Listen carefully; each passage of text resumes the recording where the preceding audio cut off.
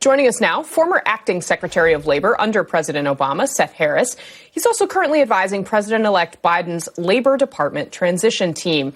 Seth, good morning. It's great to have you here on Way Too Early. I want to talk about the economic ramifications here because clearly this package is smaller than what Democrats wanted, and it's taken months to get this far, to get to the point where we finally see some light at the end of the tunnel in these negotiations. There's a lot of damage that's been done in this time.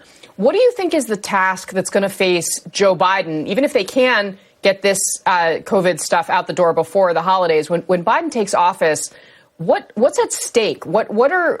How bad is it going to be in the economy? We're still going to be millions of jobs short of where we were in February before the pandemic hit. We're still going to have tens or hundreds of thousands of Americans online at food pantries waiting to be able to feed their families. We're still going to have perhaps tens of millions of Americans still collecting unemployment benefits. The economy is still in a hole, and we need to start the effort to get it out of that hole and start pushing it forward.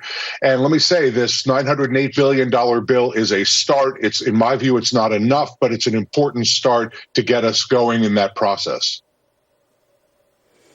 So what do you think the first thing is going to be that Biden's going to need to do when he takes office? I mean, McConnell said essentially this is only a piece of what's likely to be done, that there's likely going to be another large package that will come with the new administration. It was the first time he used the phrase new administration. What do you think that needs to look like to try and shore this up?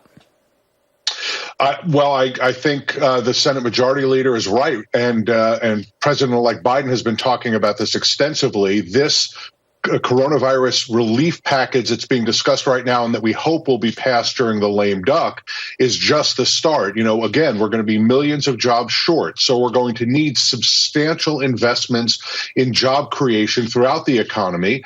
The president-elect laid out a plan called the Build Back Better plan to invest in infrastructure and manufacturing, in the energy sector and education and the caring economy in order to create good quality middle-class union jobs.